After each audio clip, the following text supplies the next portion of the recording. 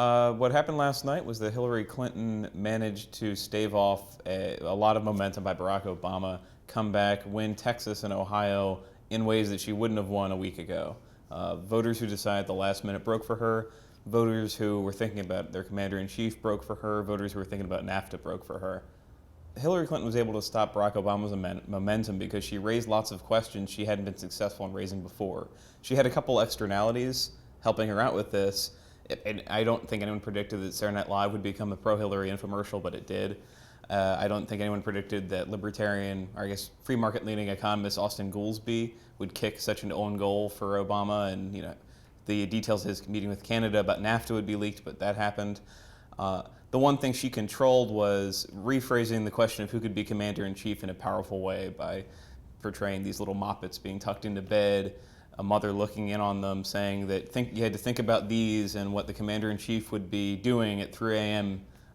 When you were thinking about who you wanted to give the presidency to. And even though Obama had won the vote of people who said they were looking for a commander-in-chief in Wisconsin, he lost it here really handily, and that was the factor.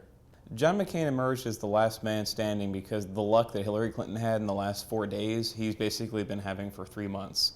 He needed Rudy Giuliani to run a terrible campaign. That happened. He needed Fred Thompson to become basically vegetative, and that happened. He needed Mitt Romney to lose Iowa after spending so much money there and be crippled in New Hampshire. That happened. He was able to come back because the party sort of tore itself apart, and he is very lucky right now because the Democrats are going to be fighting at least till April 22nd, while he, who has never been a good fundraiser or a good campaign manager, to be honest, given the results of 2000 and what happened to his campaign last year, he can get Bush's endorsement today. He can unite the party this week. He can raise the millions of dollars that Republicans are supposed to raise and hire all the smart people while the Democrats are distracted.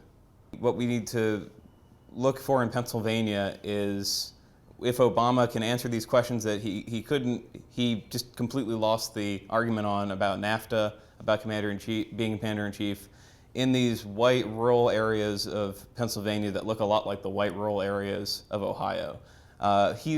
Unless there is some recounting, it looks like he's only won 5 counties in Ohio. If he does that in Pennsylvania, if he wins Philadelphia and Pittsburgh and not much else, he'll lose it. In her speech last night, Hillary Clinton rolled off states that she won and mentioned Michigan and Florida.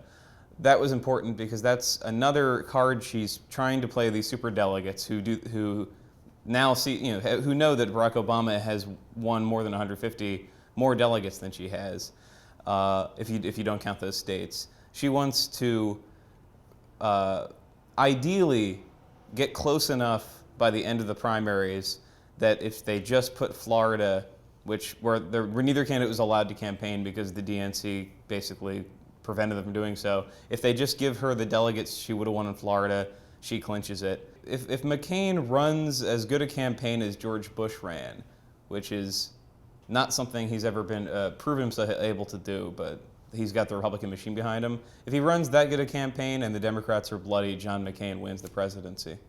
Last night, the liberals I talked to were more full of resignation than they've been, I think, any time since 2004, just because they think what could have been an easy primary, if Hillary Clinton had wrapped it up in Iowa, if Barack Obama had wrapped it up last night, is going to continue grinding on while John McCain looks more and more like an adult.